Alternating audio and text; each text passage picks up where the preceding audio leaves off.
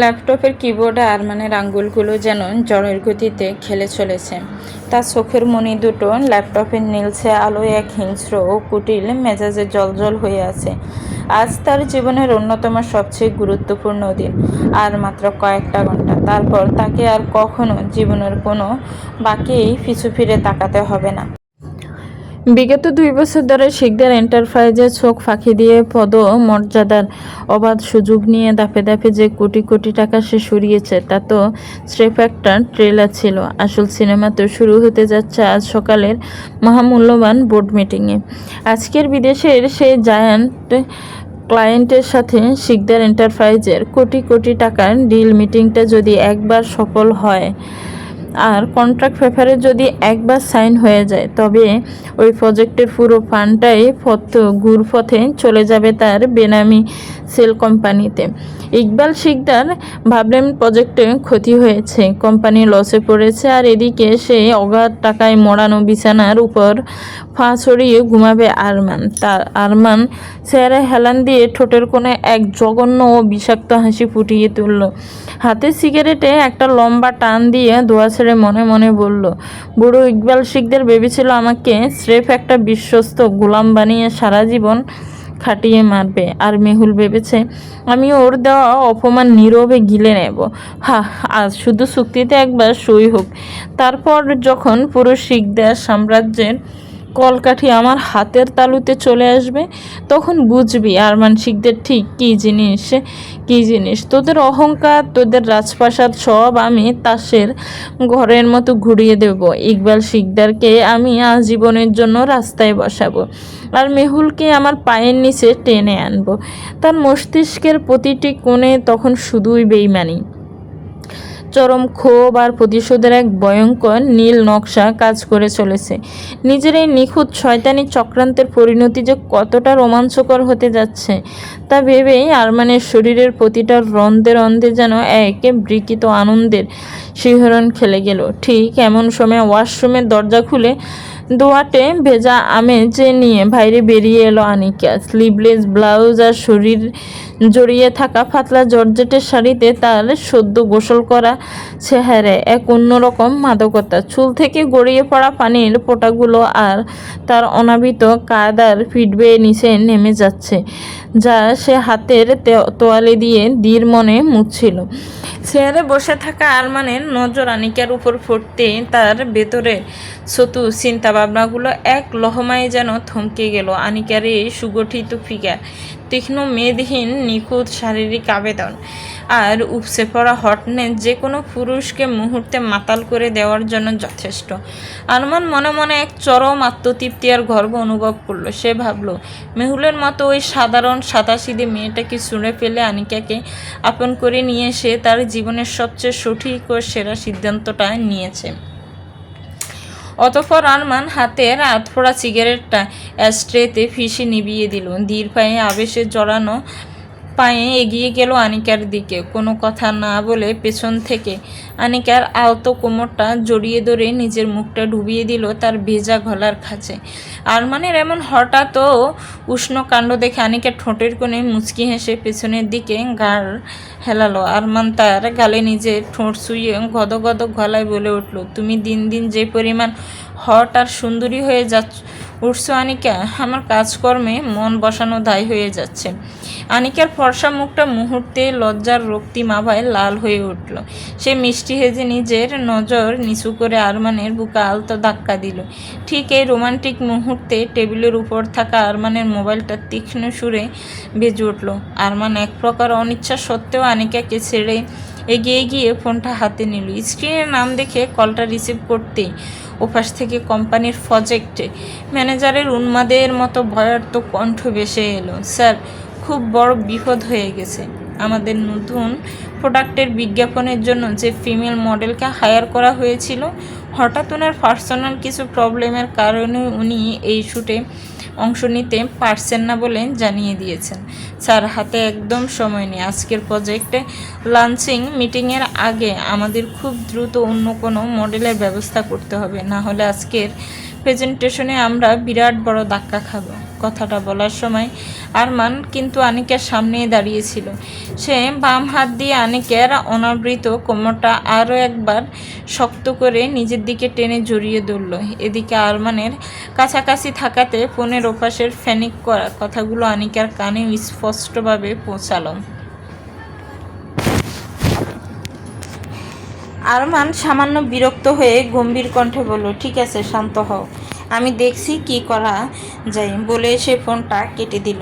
আনিকা আরমানের চোখের দিকে তাকিয়ে রহস্যময় এক হাসি দিয়ে ফিস ফিস করে বলল, কি হলো বেবি, খুব আর্জেন্ট একজন মডেল লাগবে তাই তো? আরমান হালকা বলে তৎক্ষণাৎ নিজের কন্ট্যাক্ট লিস্ট থেকে পরিচিত অন্য এক এজেন্সিকে ফোন লাগালো। কিন্তু শর্ট নোটিসে এত কম সময়ের মধ্যে নামি দামি কোনো মডেলের শিডিউল পাওয়া অসম্ভব বলে জানিয়ে দিল তারা। আরমান রেগে মেগে আরও একজনকে কল করতে যাচ্ছিল। ঠিক তখনই আনিকা হুট করে হাত বাড়িয়ে আরমানের হাত থেকে ফোনটা এক প্রকার কেড়ে নিয়ে বিছানায় ছুঁড়ে ফেলল। সে আরমানের গলার দুপাশে হাত রেখে চোখের মনি নাচিয়ে আবেশিত সুরে বলে উঠল, আমাকে একটা সুযোগ দাও না আরমান, আমি কি কোনো প্রফেশনাল মডেলের চেয়ে কোনো অংশে কম? আফটার অল আমার সৌন্দর্য আর হটনেস এতটাই ফিলার যে আমার জন্য নিজের দীর্ঘ 12 বছরের পুরনো প্রেম মেহুলকে বলতে তোমার 1 সেকেন্ডও সময় লাগেনি। আমি পছন্দ করে তো ওকে ছাড়লে, তাই না? আনিকার এই দৃষ্টতা আর আত্মবিশ্বাসী কথা শুনে আরমান এক মুহূর্তের জন্য নীরব হয়ে গেল। সে উপর থেকে নিচ পর্যন্ত আনিকার শরীর ও চেহারায় একবার চোখ বুলালো। পরক্ষণেই তার দ্রুত মস্তিষ্কে একটা কুটিল বুদ্ধি খেলে গেল। আনিকাকে যদি আজ প্রজেক্টের ফেস বানানো যায় তবে মিডিয়া এবং বোর্ড মিটিং দুটোতেই এক বড় ধামাকা তৈরি হবে, আর ইকবাল শিকদারকে আরও এক ধাপ অপমান করে নিচে নামানো যাবে। অতঃপর আরমানের ঠোঁটের কোণে একটা বাঁকা কামুক চতুর হাসি ফুটে উঠল। সে টান মেরে আনিকাকে নিজের আরও কাছে এনে তার ঠোঁটে একটা শক্তপোক্ত গভীর চুম্বন বসিয়ে দিল। একটু পরেই ছেড়ে দিয়ে বলল, পয়েন্ট বেবি, আইডিয়াটা কিন্তু হেভি। 8 ঘন্টার মধ্যে আমাদের অফিসে পৌঁছাতে হবে, 10 মিনিটের মধ্যে রেডি হয়ে নাও মাই প্রিটিয়েস্ট ওয়াইফ, কারণ আজ আমাদের বিজয়ের দিন। আরমানের মুখ থেকে হাঁ শুনে আনিকার চোখ মুখ খুশিতে উজ্জ্বল হয়ে উঠল। সে আনন্দে এক প্রকার লাফিয়ে উঠল। টিভিতে কিংবা বড় পর্দায় মডেলিং করার স্বপ্ন সে বহু বছর ধরে মনে মনে লালন করছিল, কিন্তু কখনোই সেই সুযোগ পায়নি। আজ সেই স্বপ্ন এভাবে হঠাৎ পূরণ হতে চলায় আনিকা আরমানের গালে একটা গভীর চুমু এঁকে দিয়ে প্রজাপতির মতো ডানা মেলে রেডি হওয়ার জন্য ড্রেসিং টেবিলের দিকে ছুটে গেল। ওদিকে আরমানের ঠোঁটে তখন বেশি উঠছিল আসন্ন এক জ্বর আর জালিয়াতির চূড়ান্ত চক। একদিকে যখন আরমান নিজের সীমাহীন লোভ, অন্ধ অহংকার আর কুটিল ষড়যন্ত্র নিয়ে সাজানো সাম্রাজ্য দখলের শখ করছিল, ঠিক অন্যদিকে বিপরীতমুখী পথে মেহুল প্রস্তুত হচ্ছিল সেই রক্তচোষা শকুনের দল ও সকল চক্রান্তকারীদের শিকার করতে। আজকের মেহুলার আগের সে সাধারণ শান্ত বা আঘাত পেয়ে কোণে লুকিয়ে থাকা অসহায় মেয়েটি নেই। তার প্রতিটা পদক্ষেপের মাঝে আজ এক রাজকীয় গাম্ভীর্য আর হিমশীতল প্রতিজ্ঞার ধার। মেহুলের পরনে আজ এক চমৎকার পেস্ট কালারের সুতি ফর্মাল 3 পিস, স্নিগ্ধ কিন্তু চোখ ধাঁধানো। ভেজা চুলগুলোকে পেছনে হালকা করে ক্লাচ দিয়ে আটকে রাখা, যার 2-1 গুচ্ছ তার কানের পাশ দিয়ে মুখমণ্ডলে এসে পড়ছে। মেহুলের চোখে নেই কোনো ক্লান্তির চাপ, বরং ডায়েরিটার উন্মোচিত সত্য আর আরমানের বেইমানির সব হিসাব মিলিয়ে তার চোখের মণি দুটো আজ অদ্ভুত এক অটল আলোয় জ্বলজ্বল করছে। নিজের রুমে আয়নার সামনে দাঁড়িয়ে শেষবারের মতো ওড়নাটা সোজা করে নিয়ে সে ধীর স্থির পায়ে নিচে নেমে এলো। নিচে নেমেই মেহুল এক মুহূর্তের জন্য বাড়ির থমথমে আবহাওয়াটা পর্যবেক্ষণ করে নিল। সুমনা বেগম আর শিরিনা বেগমরা আর চোখে তার দিকে বিষাক্ত দৃষ্টিতে তাকিয়ে ফিসফিস করছেন, কিন্তু মেহুল যেন সেসব তুচ্ছ পরজীবীদের পাত্তাই দিল না, বরং সে শান্ত পায়ে গিয়ে ডাইনিং টেবিলে বসল। ঠিক তখনই চিরচেনা বাড়ি কদম ফেলে সেখানে উপস্থিত হলেন ইকবাল শিকদার। গত কদিনের মানসিক জ্বর পেরিয়ে মেয়েকে আজ এতদিন পর একদম পরিপাটি, আত্মবিশ্বাসী আর উজ্জ্বল চেহারায় নিচে নামতে দেখে ওনার হৃদয়ে যেন এক পশলা স্বস্তির বৃষ্টি নেমে এলো। ইকবাল সাহেব নিজের মেয়ের দিকে তাকিয়ে এক পরম স্নেহের ও বাবার পরম মমতাময় হাসি ফুটিয়ে বললেন, গুড মর্নিং মা। মেহুল বাবার সেই বিষণ্ণ অথচ ব্যাকুল মুখের দিকে তাকিয়ে মন বোলানো মিষ্টি হেসে জবাব দিল, গুড মর্নিং বাবা, এসো খেতে বসো। এদিকে মেহুলকে আজ এতটা হাসি খুশি আর পরিপাটি দেখে মিনারা বেগম হাসি মুখেই রান্নাঘর থেকে মেহুলের পছন্দের ধোয়া ওঠা গরম কফির মগটা এনে মেহুলের সামনে আলতো করে এগিয়ে দিলেন। মেহুলের ড্রেস আপ দেখে অবাক হয়ে জিজ্ঞেস করলেন, কোথাও যাবি নাকি মা আজ? মেহুল কফির মগে এক চুমুক দিয়ে অত্যন্ত শান্ত কণ্ঠে বলল, হ্যাঁ মনি, আজ হসপিটালে যাব। মিনারা বেগম কপালে বাজ ফেলে বললেন, হসপিটালে কেন রে মা? তুই না এক সপ্তাহের ছুটি নিয়েছিলে? এখনও তো তোর ছুটির 2 দিন বাকি আছে।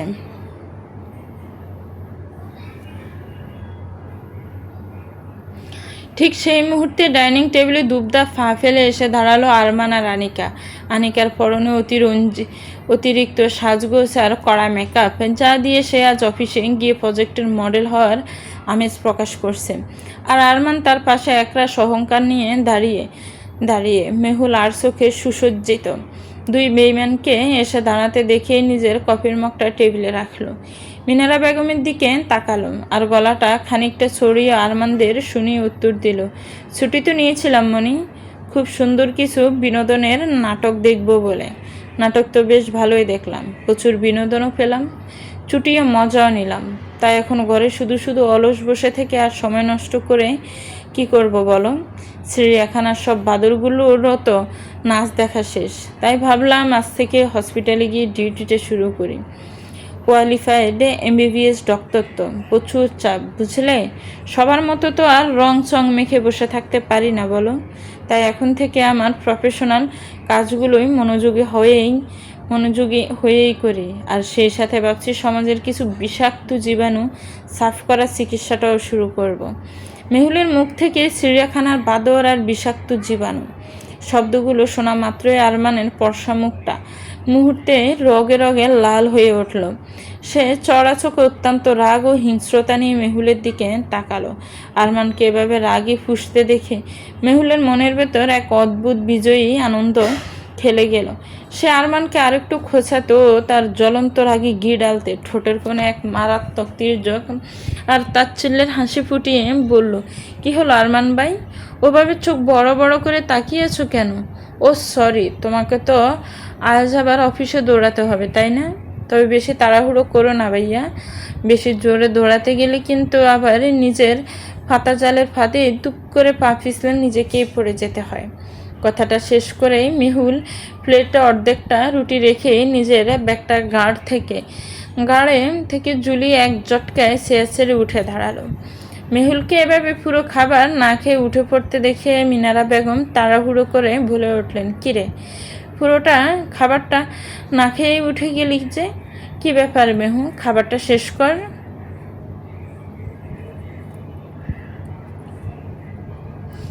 মেহুল তার ঘড়ির দিকে এক নজর তাকিয়ে ঠোঁটের কোণে এক সিমটি দাঁড়ালো শীতল হাসি ফুটিয়ে বলল, পেট একদম ভরে গেছে মনি।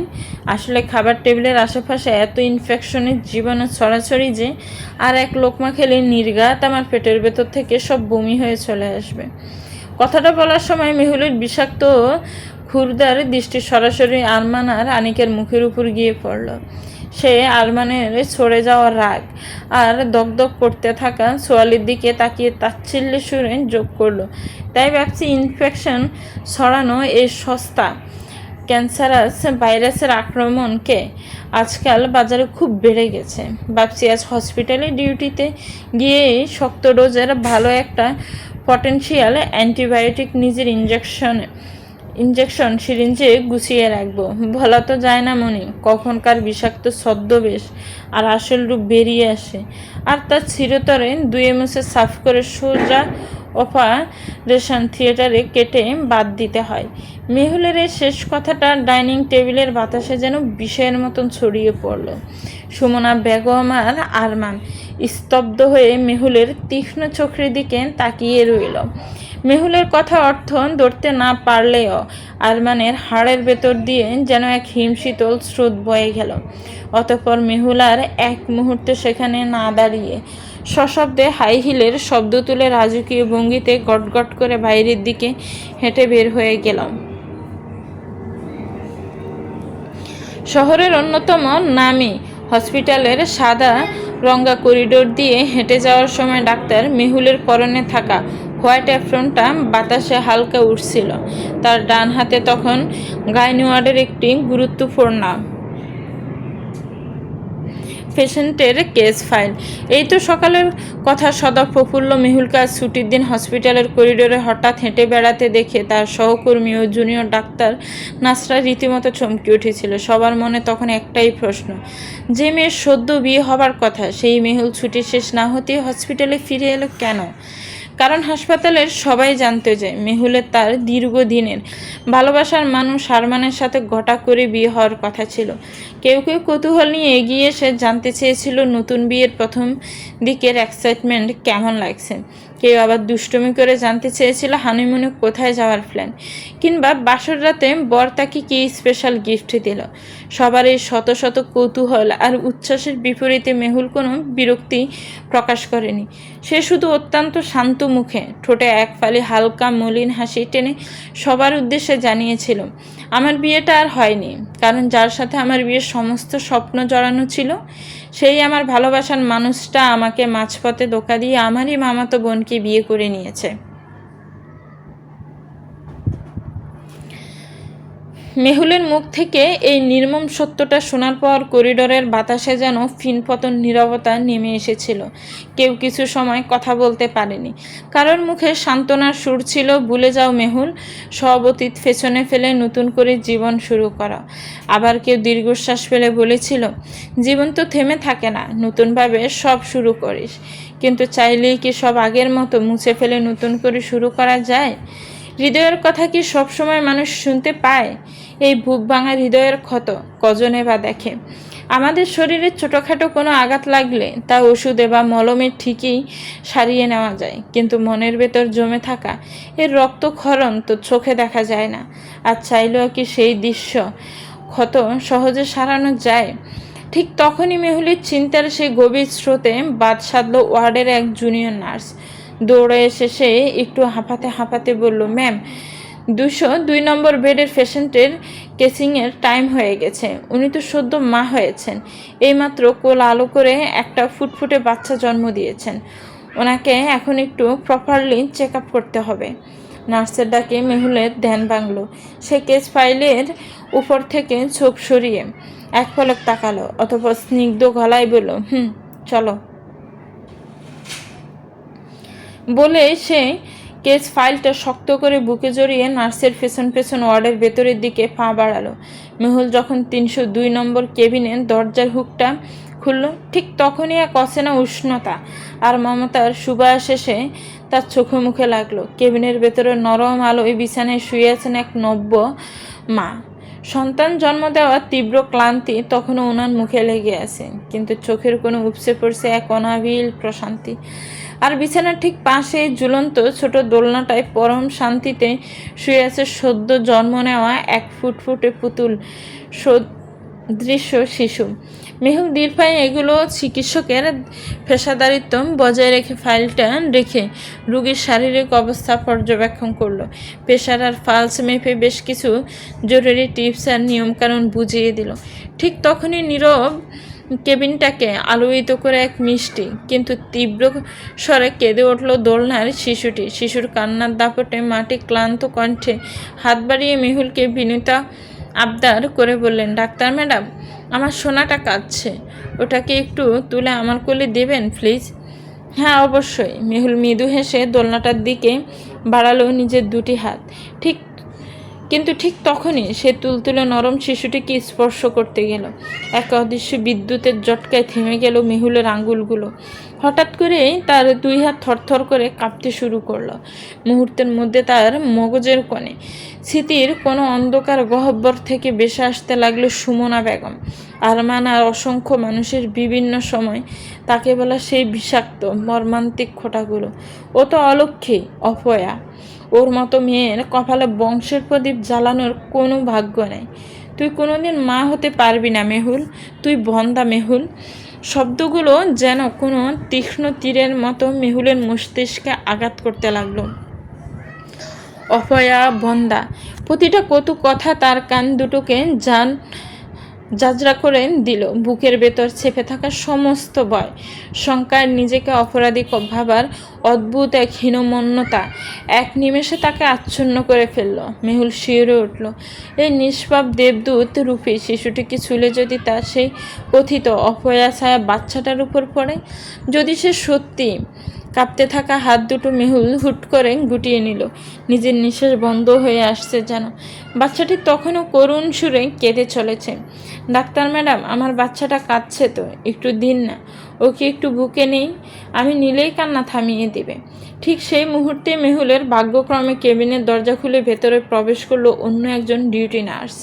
মেহুল এক মুহূর্ত সময় নষ্ট না করে কাঁপানো গলায় নার্সকে ডেকে বললেন, বাচ্চাটা কাঁদছে, ওকে একটু তুলে ওর মায়ের কোলে দাও। কথাটা শেষ করেই মেহুল আর এক সেকেন্ডও দাঁড়ালো না। কারো উত্তরের অপেক্ষা না করে চোখের কোণে জমে থাকা উষ্ণ জলবিন্দুগুলোকে কোণে মতে চেপে রেখে সে দ্রুত পায়ে ধাবিত হলো। কেবিন থেকে বের হয়ে সোজা করিডোরের শেষ মাথায় থাকা তার নিজস্ব ডক্টরস রুমে। কেবিনের রুমে প্রবেশ করেই মেহুল তপাস করে কেবিনের দরজাটা বন্ধ করে দিল। ভেতর থেকে হাতল গুড়িয়ে শক্ত করে লক করে দিয়ে সে কাঁপতে কাঁপতে গিয়ে ঢুকলো ওয়াশরুমে। পা দুটো যেন আর তার শরীরের ভার সইতে পারছিল না। সে দফাস করে বসে পড়ল কমেডোর ওপর। অতঃপর এতক্ষণ ধরে হৃদয়ের গহীনে শক্ত করে সামলে ধরে রাখা ধৈর্যের সব বাঁধ এক লহমায় ভেঙে চুরমার হয়ে গেল। মেহুল দুহাতে মুখ ডেকে নিজের মাথাটা হাতুড়ে ঠেকিয়ে দিল। তার বুকের ভেতর চেপে থাকা দীর্ঘদিনের জমে থাকা তীব্র অপমান, অন্যায়ের অপমানজনক যন্ত্রণা আর নিঃশব্দ হাহাকার এক জটকায় ফুপিয়ে বেসে উঠল। সারা শরীর যেন এক অনাকাঙ্ক্ষিত নিয়ন্ত্রণহীন কান্নায় বারবার কেঁপে কেঁপে উঠছে তার। যে মেয়েটি কিছুক্ষণ আগেই নিজের বাড়িতে সিংহের মতো দাপটের সাথে গর্জন করে এসেছে, প্রতিপক্ষ বেঈমানগুলোকে নিজের চাবুক মার্কা কথায় ছারখাড় করে এসেছে, সেই দৃঢ় সেতা মেহুল আজ যেন কয়েক মুহূর্তের মাঝে ছোট্ট একটি নিষ্পাপ শিশুর কান্নায় আর সমাজের দেওয়া কুৎসিত অপবাদের বিষাক্ত গায়ে একদম ভেঙে চুরমার হয়ে হাঁটুতে মুখ গুজে আকুল হয়ে কাঁদছেন। কারণ হৃদয়ের এক গহীন অদৃশ্য রক্তক্ষরণ ডাকা দেওয়ার মতো কোনো মলম যে হাজারো চিকিৎসা বিজ্ঞানের কোনো বইতে আজ পর্যন্ত লেখা হয়নি। ঘুর ঘুর ঘুর। ওয়াশরুমে থমথমে আর্দ্র পরিবেশের নীরবতা ছিঁড়ে হঠাৎ বেজে উঠল মোবাইলের ভাইব্রেশনের গুড় গুড় শব্দ। কমোডোর উপর হাঁটুতে মুখ গুজে বসে থাকা মেহুল ধীরে ধীরে মাথাটা তুলল। লাল হয়ে যাওয়া চোখ দুটো মুছে কাঁপা কাঁপা হাতে হোয়াইট অ্যাফ্রোমের পকেট থেকে ভাইব্রেশন মোডে কাঁপতে থাকা মোবাইলটা বের করে সামনে দৌড়লো। দেখলো স্ক্রিনের ওপর মিনার নামটা স্পষ্ট জল করছে। মেহুল একটা দীর্ঘশ্বাস ফেলে কলটা রিসিভ করে কানে ধরতে ওপাশ থেকে মিনারের তাড়া দেওয়া ফাজিল কণ্ঠ ভেসে এলো, সিস্টার, রুমের দরজা লক করে ভেতরে কি করছিস? কখন থেকে তোর দরজায় তবলা বাজাচ্ছি, খুলছিস না কেন? মেহুল চমকে উঠে প্রশ্ন করলো, তুই হসপিটালে এসেছিস? জি, আমি হসপিটালে এবং সশরীরে আপনার কেবিনের দরজার সামনেই দণ্ডায়মান। তাই দয়া করে দরজাটা খুলে আমাকে একটু উপকৃত করুন ম্যাডাম। পরক্ষণেই ওপাশ থেকে আদেশের সুরে একটু তাড়া দিয়ে মিনার আবার বলল, তাড়াতাড়ি কর, তোর সাথে ইম্পর্ট্যান্ট একটা কথা আছে আমার।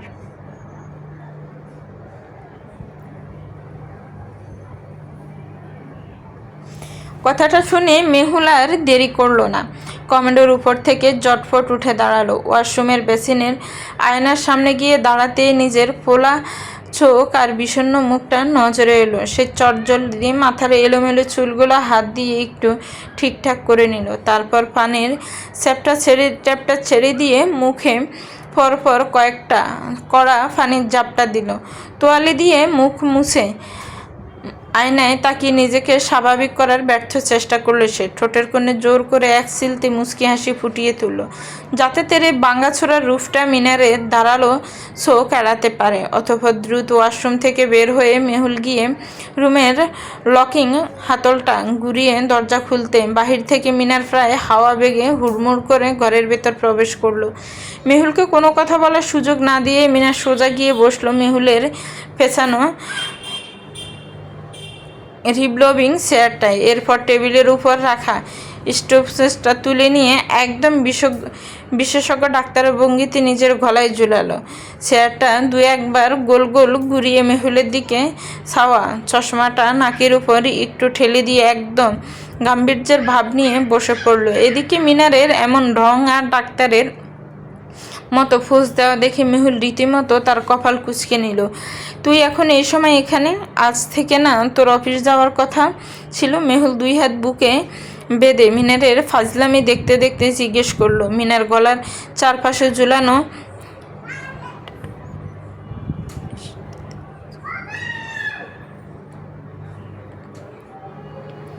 পায়ের ওপর অন্য পা তুলে রাজকীয় ভঙ্গিতে বলল, যাবো তো, এত তাড়া কিসের? মিনারের এমন কথাতে মেহুল তার নাম হাতের ঘড়িটার দিকে একবার চোখ বুলিয়ে গম্ভীর কণ্ঠে বলল, একটু পরেই দুপুর হয়ে যাবে, আর তুই এখন অফিসে যাওয়ার কথা বলছিস?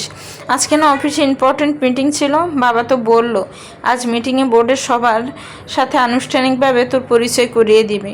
তো অফিসে না গিয়ে এখানে আমার ঘাড়ে এসে উঠলে কেন? মেহুলের একের পর এক জেরা শুনে মিনার এক গাল হেসে নাক মুখ কুঁচকে নিল। তারপর গলার স্টেথোস্কোপটা দিয়ে মেহুলের দিকে নির্দেশ করে বলল, বাইরে ভাই, এ সময় এখানে এসেছি তার মানে নিশ্চয়ই কোনো কাজে এসেছি। শুধু শুধু এই অসময়ে তোর বিদঘুটে চেহারাটা দেখতে তো আর এত দূর আসেনি। তোর ইউজডম আর কমন সেন্সগুলি কি ওয়াশরুমের বদনাতে রেখে এসেছিস নাকি?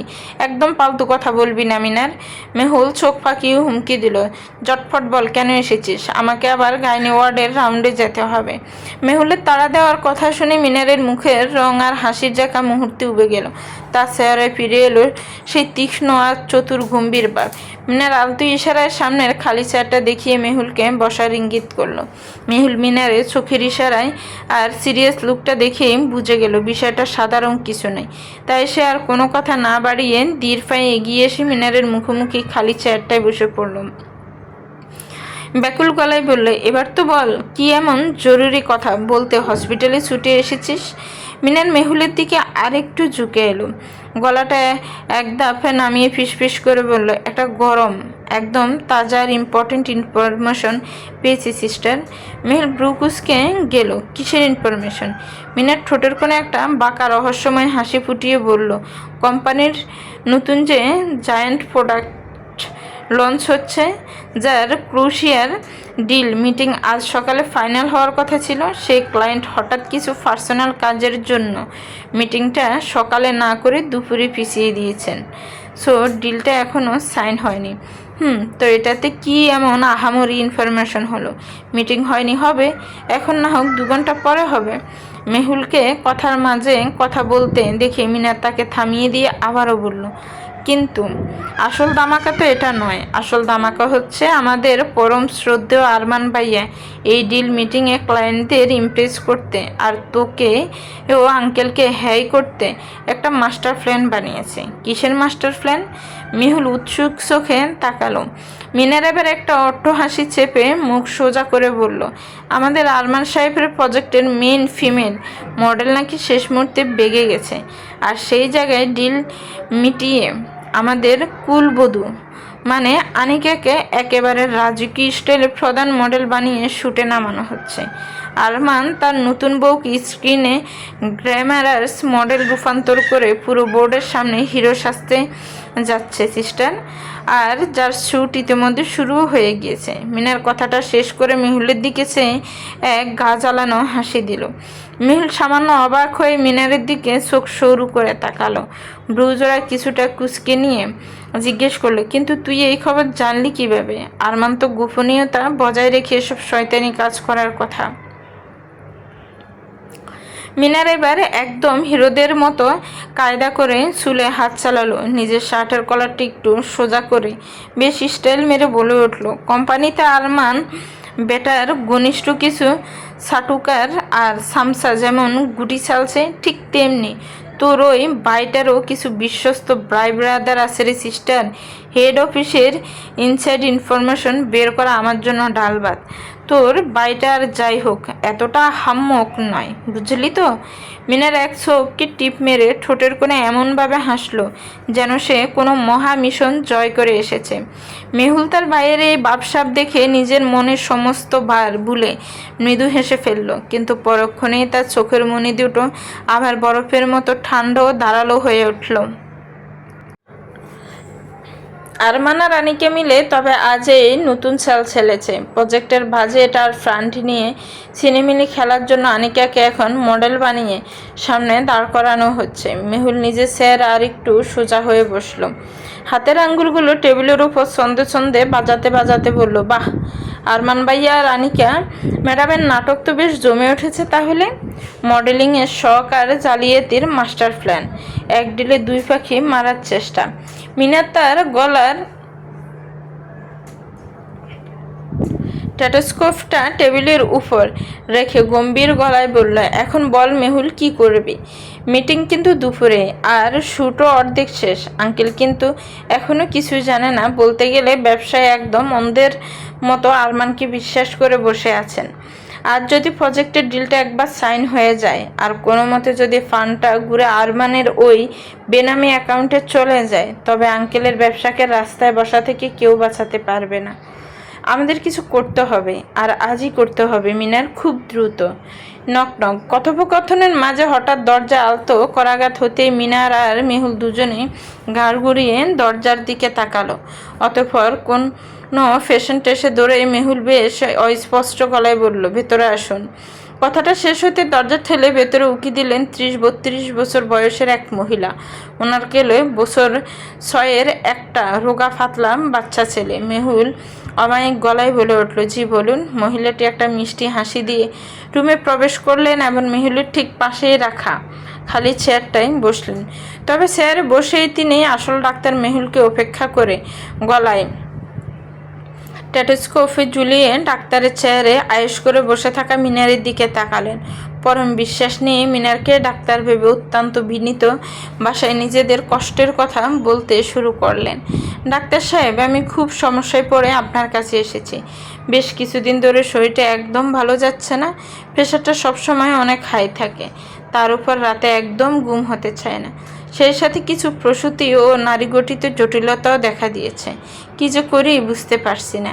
এদিকে মিনারের অবস্থা তখন দেখার মতো, গলায় ঝুলানো স্টেথোস্কোপ আর ডাক্তারের চেয়ারে বসে থাকার কাণ্ড যে এভাবে হিতে বিপরীত হবে সে ভাবতেই পারেনি। মিনার এক চরম অসহায় আর করুণ মুখ বানিয়ে পাশে মেহুলের দিকে তাকালো, আর মেহুল সে তখন ভেতরের সব হাসিকে ঠোঁট টিপে চেপে রেখে মিনারের এই দুর্গতি দারুণ উপভোগ করছে। এদিকে রুগীকে নিজের দিকে তাকিয়ে থাকতে দেখে একসময় মিনার গলা জেরে কোনোমতে নিজেকে সামলে নিয়ে আকুল গলায় বলল, ইয়ে মানে মিস, আসলে আমি ডাক্তার নই, আপনার পাশে যিনি বসে আছেন উনিই আসল ডাক্তার। আপনার যা যা সমস্যা ওনাকে বলুন।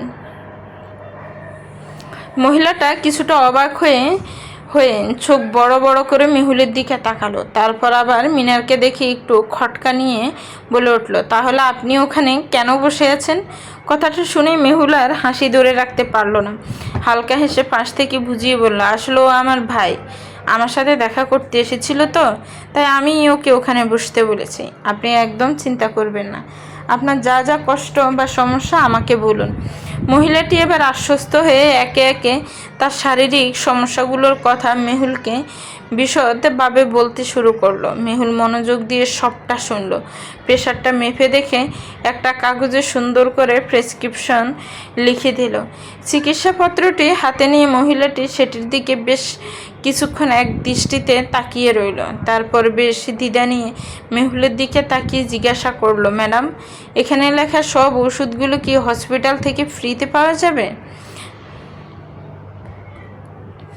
মেহুল আর মিনা দুজনে এক মুহূর্তের জন্য মহিলাটির নিরীহ মুখের দিকে তাকালো। মেহুল একটা মায়াবী মিষ্টি হাসি ফুটিয়ে বলল, কয়েকটা ওষুধ আপনি নিচের সরকারি ফার্মেসি থেকে একদম ফ্রিতেই পেয়ে যাবেন। তবে একটা জরুরি ওষুধ আর ইঞ্জেকশন আপনাকে একটু কষ্ট করে বাহিরের দোকান থেকে কিনে নিতে হবে।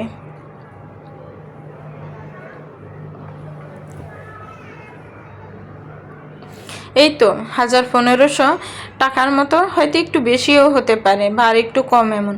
মেহুল সহানুভূতির সাথে উত্তর দিল। 1500 শব্দটা শুনতেই যেন মহিলাটির পুরো চোখ মুখ এক লহমায় ফ্যাকাশে আর উদাস হয়ে গেল। বুক ছিঁড়ে একটা দীর্ঘশ্বাস বের করে এলো। সে চরম ইতস্ত করে খুব নিচু গলায় মেহুলকে বলল, ম্যাডাম, ওষুধটা কি এখনো খেতেই হবে? একটু পরে বা আগামী মাসে কিনলে কি চলবে না? মেহুল নরম সুরে বোঝাতে চাইল, পরে খেলেও চলবে না তা নয় ম্যাম, কিন্তু এতদিন যে আপনার এই কষ্টটা সহ্য করতে হবে, এখন কিনে নিলে আপনার শারীরিক সমস্যা যত তাড়াতাড়ি সম্ভব শেষ হবে, আপনি কিছুটা স্বস্তি পাবেন। মেহুলের এই সত্যি কথাটা শুনে মহিলাটির চেহারা আরও মলিন আর করুণ হয়ে উঠল। কোলে থাকা সন্তানটিকে এক হাতে শক্ত করে চেপে ধরে চোখ দুটো অপরাধীর মতো নিছুক করে তিনি বলে উঠলেন, আসলে ম্যাডাম, আমার কাছে এখন মাত্র 500 টাকা আছে। এই টাকা দিয়েই এই পুরো মাসের বাকি দিনগুলো পার করতে হবে। মহিলাটির এই একটি বাক্যে ঘরের ভেতরের পরিবেশটা মুহূর্তে যেন এক ভারী ও করুণ স্তব্ধ তাই রূপ নিল। মিনার আর মেহুল নীরব দৃষ্টিতে একে অপরের দিকে তাকালো।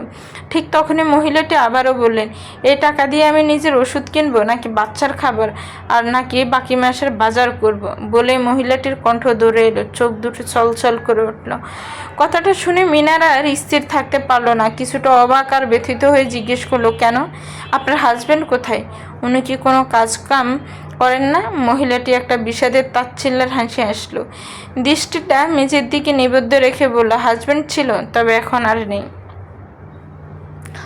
কথাটার মর্মার্থ বুঝতে পেরে মিনার আর মেহুল দুজনেই একটু লজ্জিত ব্যথিত হলো। মিনার অপরাধ বোধ থেকে দ্রুত বলে উঠল, ও রিয়েলি সরি, আমরা আসলে বুঝতে পারিনি। না না, উনি মারা যাননি। মহিলাটি হুট করে একরাশ তিতা ক্ষোভ নিয়ে বলে উঠলেন, আমাকে ডিভোর্স দিয়েছেন। 2টো বাচ্চা হওয়ার পর নাকি আমি মোটা হয়ে গেছি, চেহারা নষ্ট হয়ে গেছে, ওনার চোখে নাকি আমাকে আর আগের মতো সুন্দর লাগে না, তাই নিজ অফিসের এক কসি মেয়ের সাথে পরকীয়ায় জড়িয়ে আমাকে বাড়ি থেকে বের করে দিয়েছেন। কথাগুলো শোনা মাত্রই মেহুলের বুকের ভেতরটা যেন এক নিমিষে কেঁপে উঠল। মেহুলের স্মৃতিপটে দপ করে বেসে উঠল সেই অভিশপ্ত বিয়ের দিনের কথা। আরমানও তো তাকে ঠিক এই কথাগুলোই বলে আঘাত করেছিল। আরমান বলেছিল মেহুল নাকি মোটা হয়ে গেছে, দেখতে কদাকার লাগে, আর সবচেয়ে বড় কথা, তার নাকি মেহুলকে নিয়ে সবার সামনে যেতে লজ্জা করে। মেহুলের ভেতরটা হাহাকার করে উঠল, কিন্তু এক মুহূর্ত পর সে চমকে উঠল এক অদ্ভুত হিসাব মেলাতে গিয়ে। মেহুলের না হয় সন্তান হবে না বলে আরমান চলে গেছে, কিন্তু এই মহিলাটি তো 2টি সন্তানের মা, তাও তাকে একই অপবাদ দিয়ে ফেলে দেওয়া হলো। মেহুল নিজেকে ধরে রাখতে না পেরে ব্যাকুল হয়ে জিজ্ঞেস করলো, আপনার 2টো বাচ্চা আছে, তাও আপনাকে ছেড়ে দিল? বাচ্চাদের আকুতি, ওদের ভবিষ্যতের কথাও কি লোকটার একবারও মনে পড়লো না? মহিলাটি এক ফালি তেতো হাসি হেসে উত্তর দিলেন, ছেড়ে যাওয়ার মানুষের আসলে ছেড়ে যাওয়ার সময় কাউকে মনে থাকে না ম্যাডাম, স্বার্থপরের কাছে সন্তানের মায়াও তুচ্ছ। মিনার এবার গম্ভীর হয়ে প্রশ্ন করলো, আপনাকে আমি কোথাও যেন দেখেছি, কেমন যেন চেনা লাগছে। আচ্ছা, আপনার হাজব্যান্ড কোথায় জব করেন একটু বলুন তো? মহিলাটি ওড়নার খুঁট দিয়ে চোখের জল মুছে শান্ত গলায় বলল, শিকদার এন্টারপ্রাইজে এক্সিকিউটিভ ম্যানেজার হিসেবে। আছেন। কি বললেন? মেহুল আর মিনা দুজনেই যেন একযোগে বিদ্যুৎ স্পষ্টের মতো চমকে উঠল। মিনা চেয়ার থেকে কিছুটা ঝুঁকে এসে তীব্র কৌতূহল নিয়ে জেরা করতে শুরু করলো। আপনি শিওর তো শিকদার এন্টারপ্রাইজে উনি কাজ করেন? জি একদম শিওর। কারণ ওই চাকরির কত ধম্বতার মিনারের মনের কোণে একটা পরিচিত নাম খটকা মারল। সে কিছুটা দ্বিধা আর বিস্ময় নিয়ে শুধাল, আচ্ছা আপনার হাজব্যান্ডের নাম কি আলতাফ মাহমুদ ইমন? হঠাৎ মিনারের প্রশ্ন শুনে মহিলাটি তাজ্জব হয়ে মিনারের দিকে তাকালো। জি জি, আলতাফ মাহমুদ ইমন। কিন্তু আপনি কিভাবে চিনলেন ওনাকে? মিনার এবার শব্দ করে হেসে উঠল। হাসতে হাসতে বলল, চিনি, খুব ভালো করেই চিনি। ওনাকে চিনব না? তা আমরা তো জানতাম আলতাফ ভাই শহরের কোনো এক উঠতি মডেলকে নাকি বিয়ে করেছিল, তাও ভালোবেসে, লাভ ম্যারেজ। কি যেন নাম ছিল? হ্যাঁ, শ্রাবণী। তার মানে আপনিই কি সেই শ্রাবণী? মহিলাটি বিষাদ মাখা চোখে মাথা নেড়ে বললেন, জি আমি সেই শ্রাবণী। একসময় মডেলিং করতাম ঠিকই, কিন্তু বাচ্চা হওয়ার পর সংসার আর ওদের মুখের দিকে তাকিয়ে ক্যারিয়ার ছেড়ে দিয়েছিলাম। কিন্তু আপনারা আমাকে আর আমার হাজব্যান্ডকে এভাবে কীভাবে চেনেন?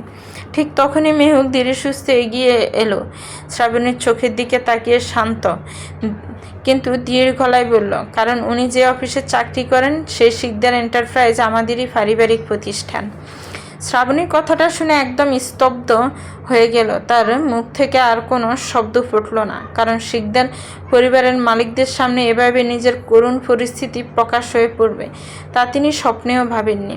ঠিক তখনই মেহুলের চটপটে মগজে যেন এক চমকপ্রদ বুদ্ধির আলো খেলে গেল। সে হঠাৎ মিনারের দিকে তাকিয়ে ঠোঁটের কোণে এক মারাত্মক চতুর আর বিষাক্ত হাসি ফুটালো।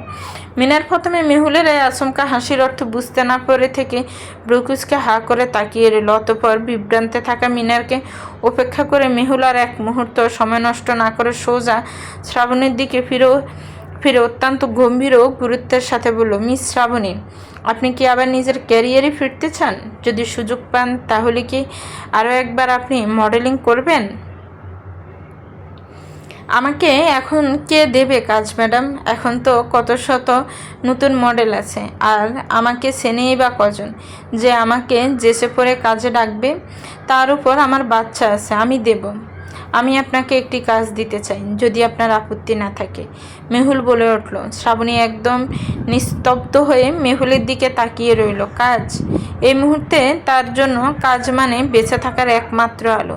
তিনি এক পলক নিজের কোলে সেই অসহায় বাচ্চাটার মুখটার দিকে তাকালেন, তারপর মেহুলের দিকে ফিরে বুক ভরা সাহস নিয়ে বললেন, আপনি আমাকে যে কাজই দেবেন আমি করব ম্যাডাম, যে কোনো কাজ, আমার নিজের জন্য আর আমার দুটো নিষ্পাপ বাচ্চার জন্য আমাকে লড়তেই হবে। অতঃপর মেহুলের ঠোঁটের কোণে হাসিটা এবার আরও ধারালো হয়ে উঠল। আরমানের সাজানো নতুন মডেলিং প্রজেক্ট আর ক্ষমতার চক্রান্ত চুরমার করে দিতে শ্রাবণী যে তার গোপন তুরফে তাস হতে যাচ্ছেন তা মেহুলের এই রাজকীয় চোখ দুটি স্পষ্ট বলে দিচ্ছে। শিকদার এন্টারপ্রাইজ শহরের অন্যতম শীর্ষস্থানীয় ও প্রাচীন বিজনেস সাম্রাজ্য। বহু বছর ধরে জাফর ইকবাল শিকদারের হাড়ভাঙ্গা পরিশ্রম, সততা, নিখুঁত পরিকল্পনায় তিল তিল করে গড়ে উঠেছে এই প্রতিষ্ঠান। কত পরিবারের রুজি রোজগার একমাত্র অবলম্বন এই ভবনটি। আধুনিক স্থাপনের বিশাল এই অফিসের ভেতরের পরিবেশটা বেশ গোছানো ও প্রাণবন্ত। লাঞ্চ টাইম মাত্র শেষ হয়েছে, চারপাশের কর্মব্যস্ততা তুঙ্গে। কেউ একরাশ জরুরি ফাইল হাতে নিয়ে এক বিভাগ থেকে অন্য বিভাগে প্রায় ছুটে যাচ্ছে, কেউ কাজের ফাঁকে সহকর্মীর সাথে হালকা ঠাট্টা মশকরায় মেতে উঠছে, আবার কেউ দীর্ঘ কাজের ক্লান্তি কাটাতে কফি কাউন্টারে ধোয়া ওঠা এক কাপ কফির লাইনে দাঁড়িয়ে অপেক্ষা করছে। ঠিক এই অসময়ে মেহুলের গাড়ি এসে থামল শিকদার এন্টারপ্রাইজের প্রবেশদ্বারে। মিনার আগেই শ্রাবণীকে নিয়ে গাড়ি থেকে নেমে পড়ল। হসপিটালে শ্রাবণীর বলা সেই অন্যায়ের কথা মাথায় রেখে মিনারের কাজ এখন একটাই, শ্রাবণীকে নিয়ে একদম উপরের তলা সেই গোপনীয় অ্যাড শুটিং স্টুডিওতে পৌঁছানো, যেখানে এতক্ষণ ধরে আনিকাকে কেন্দ্র করে মেকআপ ও এডিটিংয়ের নোংরা চাল চলছিল। আরমান মিনার শ্রাবন্তীকে নিয়ে ভেতরে চলে গেল। মেহুল নামলো না, সে গাড়ির পিছনের সিটেই বসে রইল। মেহুলের ঠিক পাশেই বসে আছে শ্রাবণীর 6 বছরের ফুটফুটে বাচ্চা ছেলেটি। মায়ের ফোনটা হাতে নিয়ে সে এক কার্টুন দেখছে আর মাঝে মাঝে তুলতুলে গাল দুটো ফুলিয়ে মিষ্টি করে হেসে উঠছে। মেহুল ইচ্ছে করে বাচ্চাটির থেকে বেশ খানিকটা দূরত্ব বজায় রেখে সিটের কোণে চেপে বসেছে। নিষ্পাপ শিশুটির দিকে তাকালে মেহুলের বুকের গহীনে জমে থাকা সেই পুরনো হাহাকার আর অতল শূন্যতায় জেগে ওঠে এক অদ্ভুত ভীতি আর সংকোচ। মেহুল বাচ্চাটির সাথে কোনো কথা বলল না, তবে গাড়ির কাছে নিজের প্রতিফলন আড়াল করে আর চোখে বারবার বাচ্চাটার খিলখিল করে হেসে ওঠার কাণ্ড কারখানা দেখল সে। একটা নিষ্পাপ শিশুর এই অমলিন হাসি যেন মেহুলের ক্ষতবিক্ষত হৃদয়ে অদ্ভুত এক শীতল পরশ বুলিয়ে দিচ্ছিল। এভাবে কেটে গেল প্রায় 15 থেকে 20 মিনিট। হঠাৎ মেহুল গাড়ির জানালা দিয়ে দেখতে পেল মিনার দুলু উড়িয়ে হন্ততন্ত হয়ে তার দিকেই ছুটে আসছে। মিনারের ঠোঁটো কোনো ঝুলছে এক চরম বিজয়ী আর চতুর মুচকি হাসি। মেহুল এক পলক তাকাতেই বুঝে গেল তাদের অর্ধেক মিশন সফল। মেহুল এবার ধীরস্থির পায়ে গাড়ি থেকে নেমে দাঁড়ালো। অফিসে প্রবেশের আগে সে গাড়ির কাছে গিয়ে নিচে থাকা প্রধান দারোয়ানকে ডেকে বলল, আঙ্কেল, পেছনের সিটে বাচ্চাটা খেলছে, ও যেন একা বাইরে না আসে, একটু খেয়াল রাখবেন প্লিজ, আর কোনো সমস্যা হলে খবর পাঠাবেন। দারোয়ান মাথা নেড়ে সসম্মানে সম্মতি জানালো। এবার মেহুল ও মিনার তাদের মূল লক্ষ্য পূরণের উদ্দেশ্যে অফিসের দিকে পা বাড়ালো। মিনার যখন মেহুলকে নিয়ে দোতলার মূল ব্লকে প্রবেশ করলো, চারপাশের পরিবেশ নিমেষে বদলে গেল। বসের একমাত্র গুণবতী ও ডক্টর মেয়েকে এভাবে অফিসে আসতে দেখি স্টাফদের মাঝে মৃদু আলোড়ন সৃষ্টি হলো। করিডোর দিয়ে হেঁটে যাওয়ার সময় প্রত্যেকে অত্যন্ত শ্রদ্ধার সাথে মেহুলকে মাথা খাইয়ে সালাম ও সম্মান জানাতে লাগলো। মেহুলত স্বভাবজাত স্নিগ্ধ নম্র হাসিতে সবার সম্মানের প্রত্যুত্তর দিতে দিতে এগিয়ে চলল। একদিকে যখন মেহুল এগেছে, তখন অন্যদিকে অফিসের হাইটেক কনফারেন্স রুমে তখন ব্যস্ততার চরম শিখর। আরমান নিজের ল্যাপটপ প্রজেক্টের সাথে কানেক্ট করে বিশাল স্ক্রিনের নতুন প্রজেক্টের প্রেজেন্টেশন দেখাতে ব্যস্ত। আজ প্রথমবারের মতো এই হাই প্রোফাইল মিটিংয়ে আরমানের সাথে উপস্থিত হয়েছে আনিকা। ইকবাল সাহেব অফিসে ঢুকে আনিকাকে দেখে ভেতরে ভেতরে কিছুটা অসন্তুষ্ট ও ক্ষুব্ধ হলেও উপস্থিত এত সব সম্মানীয় ক্লায়েন্ট ও বোর্ড মেম্বারদের সামনে কিছুই বলেননি। কারণ যাই ঘটুক না কেন, আনিকাকে তিনি সবসময় মেহুলের মতো বাড়িরই মেয়ে মনে করতেন। তাই পারিবারিক মর্যাদা, তার ঘরের মেয়েদের সম্মান নষ্ট হোক, তাই ইকবাল সাহেব কখনোই চান না। এদিকে প্রেজেন্টেশনের চলাকালীন আরমানের চোখে মুখে অহংকার আর অন্ধ আত্মবিশ্বাসের এক কুটিল উন্মাদনায় বেশে উঠছে। আরমান যেন ধরে নিয়েছে আজকের এই ডিলটায় তাকে শিকদার এন্টারপ্রাইজের মুকুটহীন সাম্রাজ্য বানিয়ে দেবে। পাশেই বসে থাকা আনিকা এক দৃষ্টিতে আরমানের দিকে তাকিয়ে আছে। অফিসের এসব জটিল ফাইন্যান্স বা বিজনেস পলিসি সে সাইফাস কিছুই বোঝে না, তবে তার চোখে মুখে উপচে পড়ছে এক রাজকীয় গর্ব। আরমানের মতো এমন এক সুদর্শন, ড্যাশিং আর ট্যালেন্টেড পুরুষ তার স্বামী। ভাবতেই যেন আনিকার নিজের প্রতি অহংকার বহু গুণ বেড়ে যাচ্ছে। অতঃপর একসময় আরমানের সাবলীল প্রেজেন্টেশনের সমাপ্ত হলো। ইকবাল সাহেব সহ মিটিং রুমের বাকি সব ক্লায়েন্ট ও বিদেশি প্রতিনিধিরা মুগ্ধ হয়ে করতালি দিয়ে আরমানকে সাধুবাদ জানালেন। একের পর এক প্রশংসার জোয়ার ভেসে আসতে লাগলো আরমানের দিকে। ব্রিলিয়েন্ট ওয়ার্ক আরমান, ইকবাল সাহেব, আপনার কোম্পানিতে এমন একজন দূরদর্শী ডিরেক্টর আছেন, সত্যি আপনি ভীষণ ভাগ্যবান। অন্য এক ক্লায়েন্ট হেসে বললেন, আরমান স্যারের এই ব্রেইন আর জির জন্যই শিকদার এন্টারপ্রাইজের এত সুনাম বজায় আছে স্যার।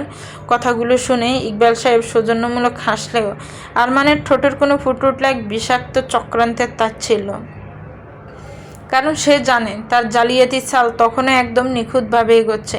ঠিক তখনই মিটিংয়ের প্রধান ক্লায়েন্ট বেশ উৎসুক হয়ে বললেন, অলরাইট আরমান, প্রজেক্টের কনসেপ্ট তো চমৎকার, এবার প্রজেক্টের মূল আকর্ষণ, মানে যে ভিডিও অ্যাড শ্যুটটা তোমরা তৈরি করেছ, সেটা আমাদের একটু স্ক্রিনে প্লে করে দেখাও। কথাটা শোনা মাত্রই আরমান এক গা জ্বালানো তৃপ্তির হাসি হেসে পাশে বসা আনিকার দিকে তাকালো। তৎক্ষণাৎ আনিকাও ভাব নিয়ে ঠোঁট টিপে হাসলো, কারণ কিছুক্ষণ আগে স্টুডিওতে আনিকাকে কড়া মেকআপ আর জকজকে পোশাকে সাজিয়ে খুব গর্বের সাথে এই বিজ্ঞাপনের শ্যুট শেষ করা হয়েছে। আর সবাই এত প্রশংসা করেছে যে আনিকা নিশ্চিত আছে বাজিমাত করবে। ঠক করে সেই মুহূর্তে আরমান তার পেছনে থাকা টেকনিশিয়ানকে ইশারা করতে সে একটি মেমোরি ড্রাইভ ল্যাপটপে ইনসার্ট করল। আরমান সগৌরবে বড় স্ক্রিনের দিকে তাকিয়ে প্লে বাটন প্রেস করলো, কিন্তু পরের কয়েক সেকেন্ডের মধ্যে পুরো মিটিং রুমে যেন এক বজ্রপাত নেমে এলো। স্ক্রিনে বিজ্ঞাপনটি চলতে শুরু করতে আরমান আর আনিকার মুখে এতক্ষণ থাকা হাসির রং যেন এক লহমায় ফ্যাকাশে ম্লান আর নীল হয়ে গেল। স্ক্রিনের কোথাও আনিকা নেই, বরং সেখানে গ্ল্যামারাস, নিখুঁত রূপ আর অতুলনীয় ভঙ্গিমায় ফুটে উঠেছে অন্য এক নারী। নিখুঁত মেকআপ ও আভিজাত্যের মোড়কে আবৃতে সেই নারীটি অত্যন্ত দক্ষ পেশাদার মডেলের চেয়েও নিখুঁতভাবে স্ক্রিনে নিজের ম্যাজিক দেখাচ্ছে। আর সেই নারীটি আর কেউ নয়, শ্রাবণী। অন্যদিকে মিটিংয়ের রুমের এক কোণায় বসা এক্সিকিউটিভ ম্যানেজার আলতাফ মাহমুদের হাত থেকে সাথে সাথে কাঁচের গ্লাসটা পড়ে যাওয়ার উপক্রম হলো। আলতাফ যেন নিজের চোখে বিশ্বাস করতে পারছে না। এটা কি সত্যিই সেই শ্রাবণী যাকে সে মোটা দেখতে, কদাকার আর কুৎসিত বলে ডিভোর্স দিয়ে ঘর থেকে তাড়িয়ে দিয়েছিল? এদিকে স্ক্রিনের এই নিখুঁত, অসম্ভব রূপসী আর ট্যালেন্টেড শ্রাবণীর সাথে হসপিটালের সেই কান্নাকাটি করা অসহায় শ্রাবণী যেন অন্য কেউ, একদম আসমান জমিন তফাৎ। আরমান নিজের চোখ দুটো ছানাবড়া করে আনিকার দিকে হিংস্র চোখে তাকালো। আনিকা তখন ভয়ে আর আতঙ্কে কাঁপছে। তার নিজের মুখ দিয়েও কোনো কথা বের হচ্ছে না। দুজনে থরথর করে কাঁপছে। এটা কিভাবে সম্ভব? ভিডিও ফাইল তো লক করা ছিল। আনিকার শ্যুট বদলালো কিভাবে? সারা রুমে যখন শ্রাবণীর কাজ নিয়ে প্রশংসার গুঞ্জন আর বিস্ময়ের তীব্র ঝড় বইছে, ঠিক তখনই ক্লিক। সবাইকে চমকি দিয়ে বিশাল মিটিং রুমের বাড়ি সাউন্ডপ্রুফ কাঁচের দরজাটা ধীর গতিতে ঠেলে ভেতরে প্রবেশ করলো দুজন, মেহুল আর মিনার। মেহুলের পরনে সাধারণ ড্রেস আপ, চোখে হিমশীতল প্রতিশোধের আর ঠোঁটের কোণে এক মারাত্মক চতুর ও বিজয়ী তাচ্ছিল্যের হাসি। মেহুল ধীর পায়ে হেঁটে টেবিলের একদম সামনে এসে দাঁড়ালো।